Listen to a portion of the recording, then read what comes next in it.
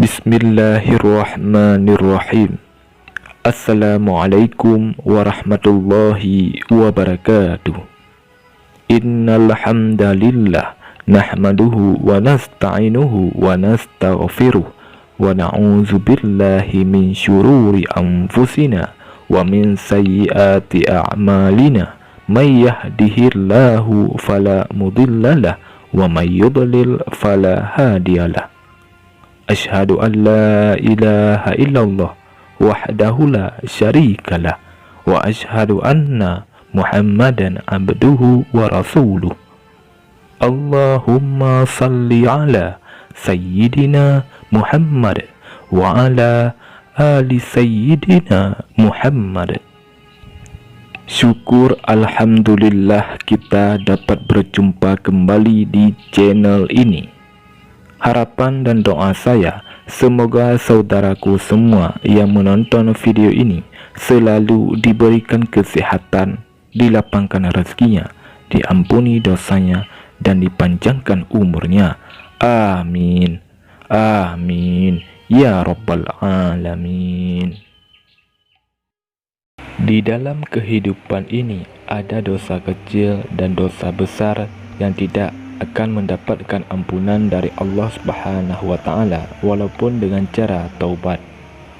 Mengerikan jika Allah Subhanahu wa Ta'ala tidak memberikan ampunan kepada hambanya, padahal Allah Subhanahu wa Ta'ala merupakan Tuhan yang Maha memberi ampunan.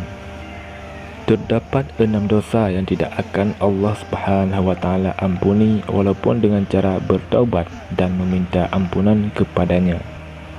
Kita meminta diampuni dosa-dosa kepada Allah Subhanahu wa Ta'ala. Namun tahukah Anda bahawa terdapat dosa yang tidak akan diampuni oleh Allah Subhanahu wa Ta'ala? Lantas apa saja 6 dosa yang tidak diampuni oleh Allah Subhanahu wa Ta'ala walaupun dengan taubat? Yang pertama, makan harta anak yatim secara haram. Untuk menghapuskan dosa tersebut, pemakan harta anak yatim meski membayar kembali harta yang telah digunakan serta memohon maaf kepada anak yatim tersebut. Jika anak yatim tersebut memaafkan perbuatannya, barulah boleh bertaubat kepada Allah Subhanahu wa Ta'ala.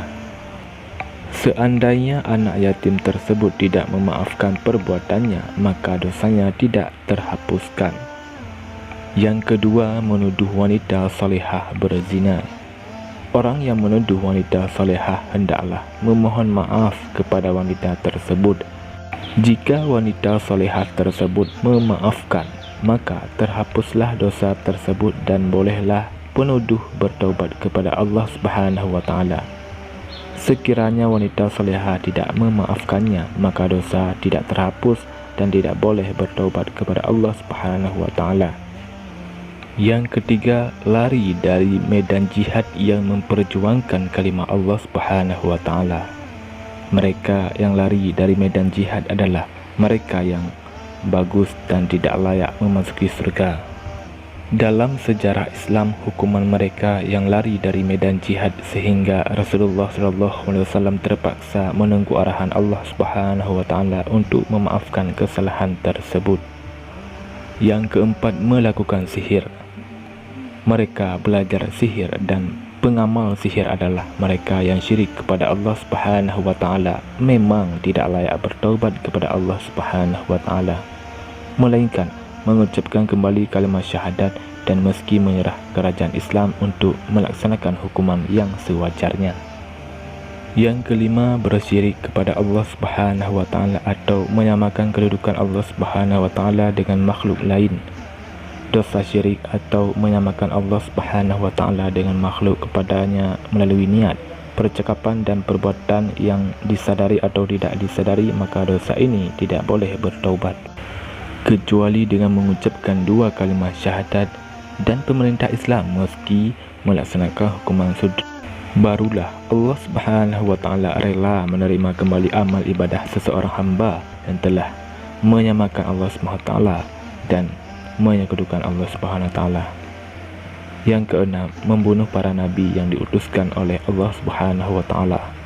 Mereka yang membunuh para nabi hendaklah dihukum bunuh, dan terserah kepada Allah Subhanahu wa taala untuk mengazab mereka. Rasulullah SAW pernah mengutuskan utusan untuk membunuh mereka yang menghina atau mengejek Allah Subhanahu wa taala dan Rasulullah SAW semasa negara Islam Madinah.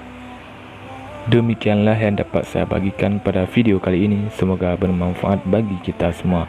Wallahu a'lam bishawab. Assalamualaikum warahmatullahi wabarakatuh.